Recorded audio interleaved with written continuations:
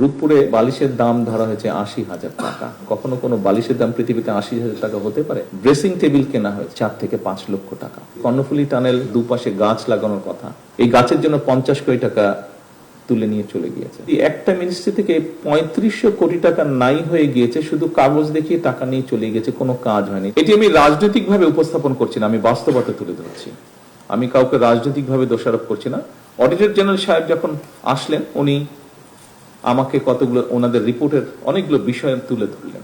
রূপপুর সম্পর্কে উনি বলেছিলেন আমাকে যে রূপপুরে স্বাভাবিকভাবে যে প্রজেক্ট হয়েছে সেখানে ফুল ফার্নিশ কোয়ার্টার তৈরি করা হয়েছে বিদেশি যারা আসবে তাদের জন্য।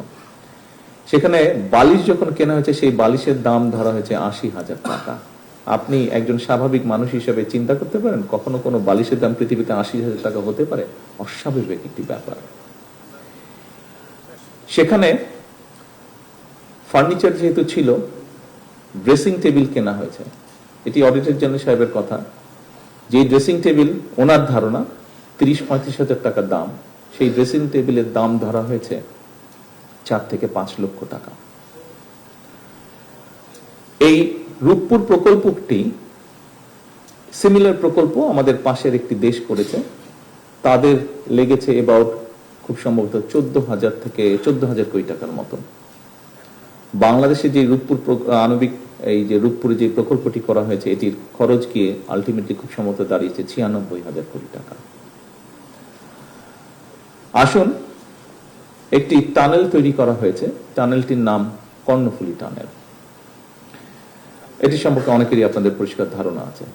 এই কর্ণফুলী টানেলটির খুব সময় আমি দেখিনি।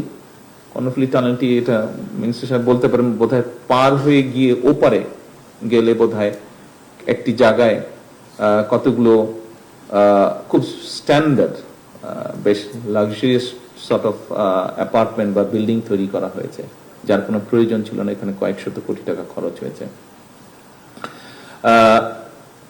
একই সাথে ওনার ইনভেস্টিগেশনে বেরিয়ে এসেছে যে কর্ণফুলী টানেল বের হওয়া বা ঢোকার আগে দুপাশে গাছ লাগানোর কথা, উনি কোনো গাছ পাননি। এই গাছের জন্য ৫০ কোটি টাকা তুলে নিয়ে চলে গিয়েছে, অথচ উনি কোনো গাছ পাননি। আচ্ছা, এবার বলি একটি ডিস্ট্রিক্টের কথা, পিরোজপুর ডিস্ট্রিক্ট।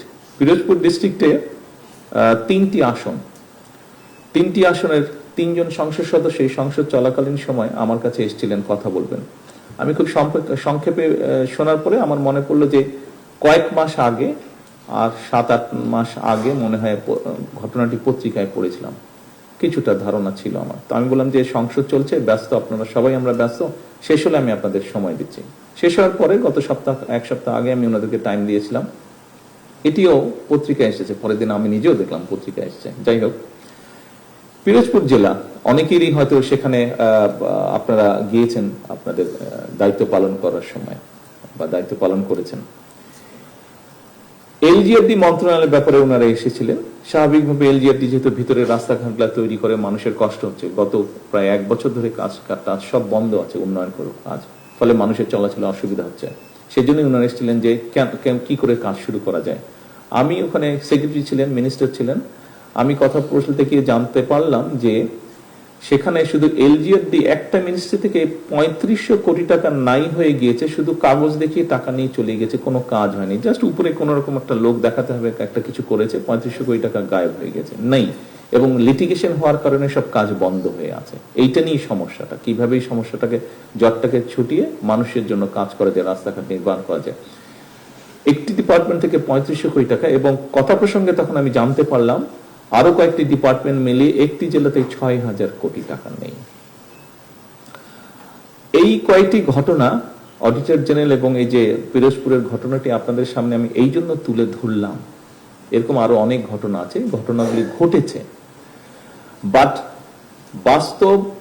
বাস্তবতা হচ্ছে বাস্তবতাই। আমরা ছেলেও বাস্তবতাকে আমরা পাশ কাটাতে পারবো না, নিতেই হবে আমাদেরকে।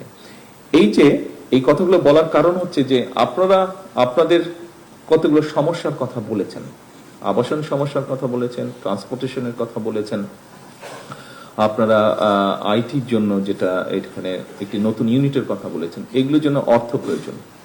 দেখুন, আমি বা মিনিস্টার সাহেব আমরা যেই দায়িত্বে বসে আছি, আমরা কিন্তু চাই আপনাদের এই সমস্যাগুলো সমাধান করার জন্য, অন্তত অ্যাড্রেস করার জন্য আমরা চাই। স্বাভাবিকভাবে কেন আমরা চাইবো না? আমরা যদি এই সমস্যাগুলো সমাধান করতে পারি, আপনারা আপনাদের যে নিত্যদিনকার সমস্যা, মানুষকে বেটার সার্ভিস দেওয়ার, সেটা আপনারা বেটার ভাবে অ্যাড্রেস করতে পারবেন। কিন্তু এই লিমিটেশনের জন্য, আপনারা অনেক লিমিটেশনের জন্য হয়তো আশানুরূপ সার্ভিস দিতে পারছেন না। আমি যে ঘটনাগুলো বলছি তার মাধ্যমে আমি বলতে চাইছি যে আমরা কাজগুলো করতে চাইছি, কিন্তু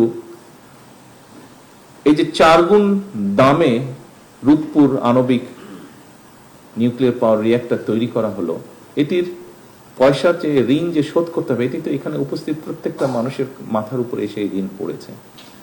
যে যমুনা ব্রিজ পাশের দেশে, পার্শ্ববর্তী দেশে Bhupen Hazarika bridge, quite similar bridge, বরং একটু লম্বা বোধহয় ভূপেন হাজারিকা ব্রিজ, সেটিও 14 না 15 হাজার কোটি টাকার মধ্যে করা হয়েছে। বাট পদ্মা ব্রিজের খরচ পড়েছে 54 না 56 হাজার কোটি টাকা।